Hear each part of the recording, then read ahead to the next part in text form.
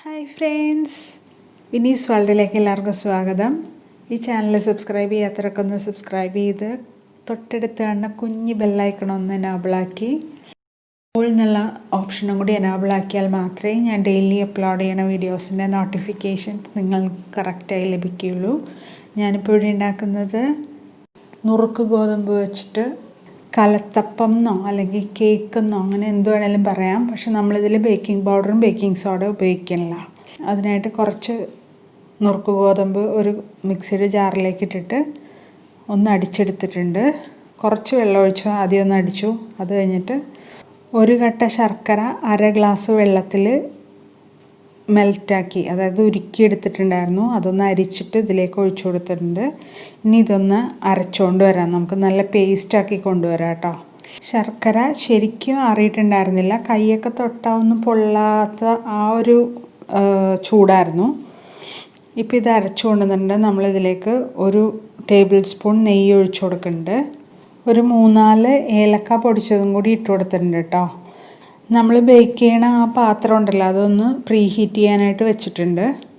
അതിൻ്റെ മുകളിലൊരു ഫ്രെയിമും കൂടി വെച്ച് കൊടുത്തിട്ടുണ്ട്, സാധാരണ ചെയ്യണ പോലെ തന്നെ. ഇനി ഒരു കേക്ക് ടിൻ എടുത്തിട്ട് ഒരു 8 ഇഞ്ചിൻ്റെയാണ് എടുത്തേക്കണേ. അതിലേക്ക് എണ്ണ തേച്ച് കൊടുത്തിട്ടുണ്ട് കേട്ടോ. അത് പാർച്ച്മെൻറ്റ് പേപ്പർ, ബട്ടർ പേപ്പർ അടിയിൽ വെച്ച് കൊടുത്തിട്ടില്ല. അതും കൂടി വെച്ച് കൊടുക്കുകയാണെങ്കിൽ ഡിമോൾഡ് ചെയ്യാൻ നല്ല എളുപ്പമായിരിക്കും. പിന്നെ നിങ്ങൾക്ക് കേക്ക് ടിൻ ഇല്ലയെന്ന് വെച്ചിട്ടുണ്ടെങ്കിൽ ഏതൊരു പാത്രത്തിലും ഇത് ഉണ്ടാക്കിയെടുക്കാവുന്നതാണ്. ഇനി നമ്മളിതിലേക്ക് ഏത്തപ്പഴം മുറിച്ചിട്ട് കൊടുത്തിട്ടുണ്ട്. അത് വഴറ്റിയിട്ടൊന്നുമില്ല, നെയ്യിലൊന്നും വഴറ്റിയിട്ടില്ല, നേരിട്ട് അങ്ങോട്ട് ഇട്ട് കൊടുക്കുകയാണ് ചെയ്തത്. ഇനി ഇത് ഞാനൊരു കാര്യം മറന്നുപോയി, ഒരു നുള്ളു ഉപ്പിട്ട് കൊടുക്കാൻ മറന്നുപോയി കേട്ടോ. നിങ്ങളിത് നേരത്തെ ചെയ്യണ്ടായിരുന്നു കേട്ടോ, ഞാൻ മറന്നുപോയതുകൊണ്ടാണ്, സോറി, ക്ഷമിക്കണം. ഞാനത് ഇപ്പം ഈ സമയത്ത് ഇട്ട് കൊടുത്തിട്ട് മിക്സ് ചെയ്ത് കൊടുക്കുകയാണ്. നമ്മൾ അടിക്കണ സമയത്ത് തന്നെ നമുക്കത് ഉപ്പിട്ട് കൊടുക്കാം കേട്ടോ. ഒരു നുള്ളു ഉപ്പിടുമ്പോൾ അത് മധുരം നല്ല ബാലൻസ്ഡ് ആയിട്ട് വരും. ഞാനിപ്പോൾ ഒരു കയ്യിൽ ക്യാമറ വെച്ചിട്ട് മറ്റേ കൈ കൊണ്ട് ഇളക്കി കൊടുത്തുകൊണ്ടിരിക്കുക കേട്ടോ. ഇനിയിപ്പോൾ നമ്മുടെ ഓവൻ സെറ്റപ്പ്, അതായത് ആ പാത്രം നല്ല ഹീറ്റായി വന്നിട്ടുണ്ട്. അതിലേക്ക് നമ്മൾ ഈ പാത്രം വെച്ച് കൊടുക്കുന്നുണ്ട് കേട്ടോ.